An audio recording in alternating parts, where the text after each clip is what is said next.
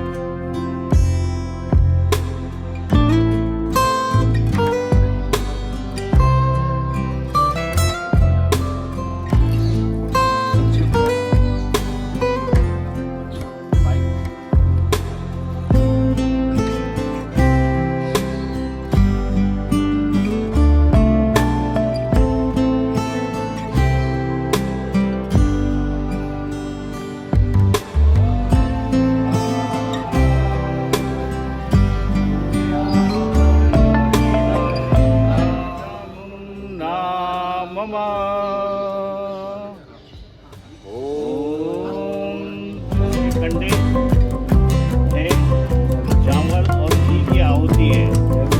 अभी 21 होने वाला है।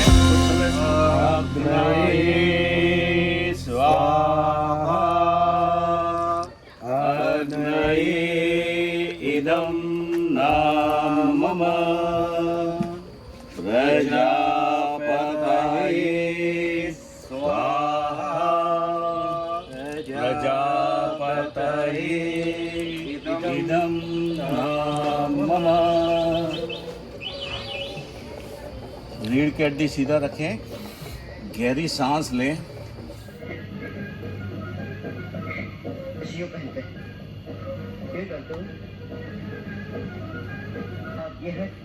एक जवान हष्ट-पुष्ट आदमी, ऐसा लगता था कि बिल्कुल सेहत का एक नमूना हो। जब भी किसी नौजवान की तारीफ की जाती है तो कहा जाता है कि ही टॉल डार्क एंड हैंडसम, लेकिन प्रेम जी के बारे में ये उसी दौर में वही थे। और अक्सर प्रहलाद जी का लंच होता था वो किनारे, और बचपन से हम नर्मदा रोड पे ही रहे हैं और बचपन से ही प्रेमनाथ जी को आते जाते देखा है। और उनके साथ ऋषि कपूर और उनके बड़े जितने बुजुर्ग थे आते जाते रहे, पारिवारिक संबंध थे, खेल कूद उनके साथ होता रहा। मेरे बड़े भाइयों का, हम लोग तो काफ़ी छोटे होते थे हम, तो तब से मालूम है और तब से वो जाते थे। वो नर्मदा जी के किनारे अपना एक उनका अपना स्थल था, उनकी ज़मीन है, उन्होंने अपना स्थान बनाया हुआ था जहाँ जाके वो अपना हमेशा ध्यान लगाते थे।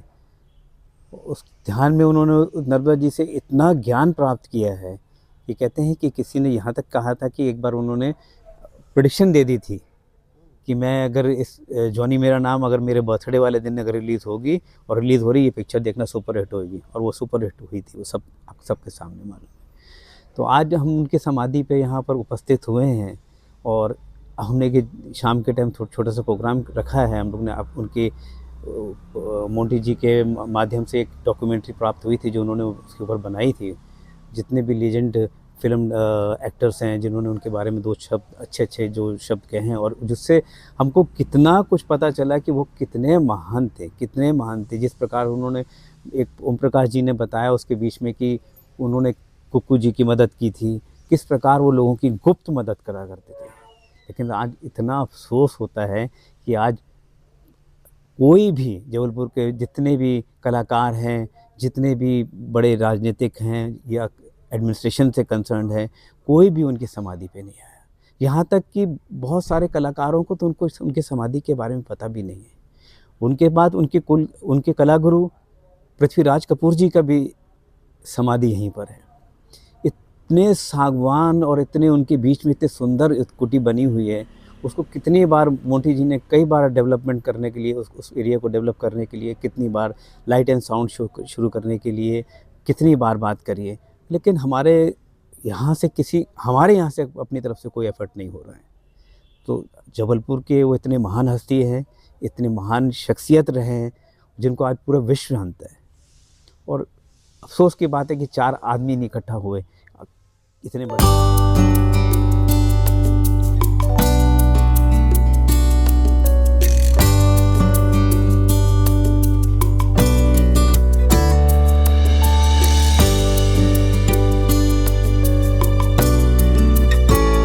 कि एक तो हम बुजुर्गों की इज्जत करना भूल गए, हमको कोई मतलब नहीं है, होंगे प्रेमनाथ जी वो है। दूसरा जो लोकल एडमिनिस्ट्रेशन है, नगर निगम है, उनको कोई मतलब नहीं है। नहीं तो आज ये एक टूरिस्ट स्पॉट बन सकता था।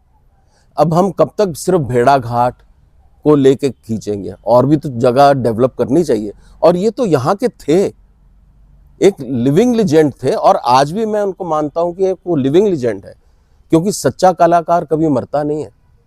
अगर मरता तो आज हम उनकी बातें ना करते।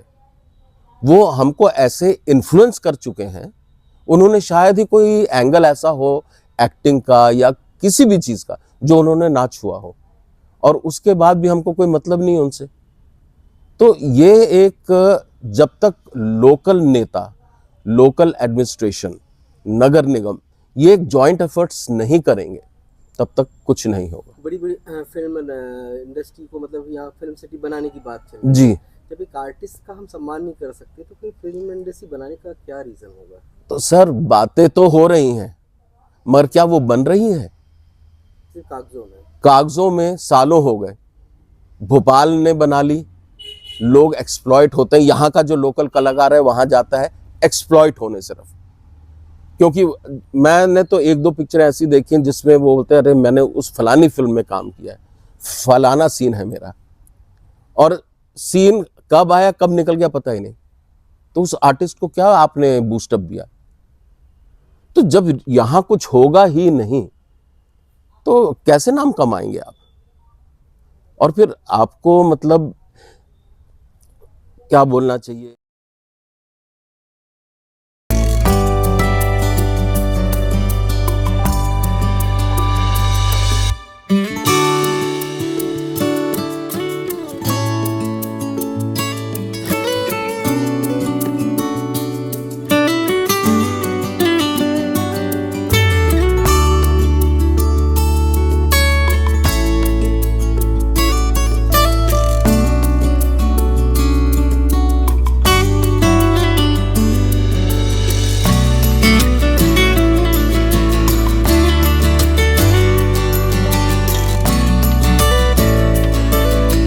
हमारा प्रेमनाथ जी के जन्मदिन और उनकी पुण्यतिथि के अवसर पर वहाँ जाना हमारी एक कोशिश है कि इसी बहाने जो जबलपुर के लिविंग लेजेंड रहे हैं, वो यहाँ के एक बंदे ऐसे रहे हैं जिनकी वजह से जबलपुर फेमस हुआ है। उस चीज़ को, उनकी महानताओं को और उनमें क्या टैलेंट था, उन्होंने क्या नाम विश्व में पाया, उस चीज़ को हम यहाँ पर बताएं।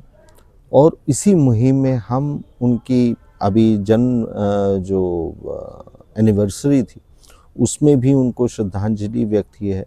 और इसी के साथ हम चाहते हैं कि हम एक ऐसा मोमेंट चालू करें जिससे हम दोबारा वो कल्चरल वैल्यूज़ जो जबलपुर में हैं, यहाँ टैलेंट की कोई कमी नहीं है।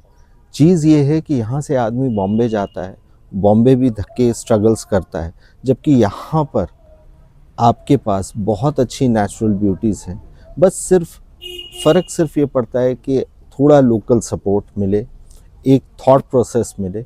और उसी चीज़ को करने के लिए हमने चाहा कि हम प्रेमनाथ जी के जन्म और पुण्यतिथि के अवसर पर इस मुहिम को स्टार्ट दुनिया की वो महान हस्ती के बारे में बात कर रहे हैं जिन्होंने मतलब जबलपुर एक शहर है जहाँ पर विश्व प्रसिद्ध मतलब बेड़ा घाट है, धुआंधार, जहाँ की खूबसूरती को देखने दुनिया भर के लोग यहाँ पर आते हैं। लेकिन इसकी खूबसूरती को जब लोग देखने आते हैं तो एक सवाल ये भी उठता है कि ये खूबसूरती वहाँ तक पहुँची कैसी होगी।